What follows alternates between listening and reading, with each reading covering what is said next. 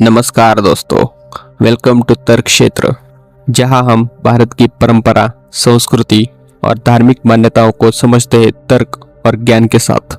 अगर आप भी भारत की जड़ों को तर्क की नज़रों से देखना चाहते हैं तो इस चैनल को जरूर सब्सक्राइब कीजिए। चलिए शुरू करते हैं आज का ज्ञानवर्धक सफर। आज का टॉपिक है मंदिरों में घंटी क्यों बजाते हैं। जब भी हम मंदिर जाते हैं तो सबसे पहली चीज हम क्या करते हैं?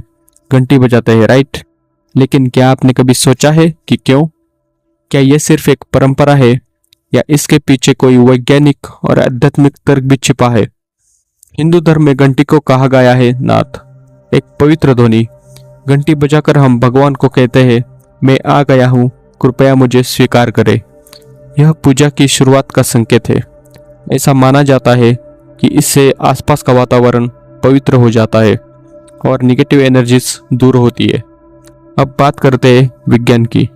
सबसे पहले घंटी की आवाज़ आमतौर पर 2000 से 5000 हर्ट्ज के बीच होती है। इसका असर हमारे मस्तिष्क के दोनों हिस्सों पर पड़ता है। लेफ्ट ब्रेन और राइट ब्रेन दोनों एक्टिव हो जाते हैं। इससे हमारा ध्यान केंद्रित होता है। हम मंदिर के अंदर कदम रखने से पहले भीतर से शांत हो जाते हैं, पूजा के लिए मानसिक रूप से तैयार हो जाते हैं। घंटी सिर्फ लोहे की नहीं होती। पारंपरिक मंदिरों में बनी घंटियां 7 धातुओं से बनाई जाती है: सोना, चांदी, तांबा, जस्ता, सीसा, टीन और लोहा। ये सातों धातुएं हमारे शरीर के 7 चक्रों से जुड़ी मानी जाती है। जब घंटी बजती है उसका पूरा कंपन पूरे शरीर में फैलता है और ऊर्जा को संतुलित करता है। इतना ही नहीं, घंटी की ध्वनि में इतना शुद्ध कंपन होता है कि वह आसपास की नेगेटिव एनर्जीज को भी समाप्त कर देता है।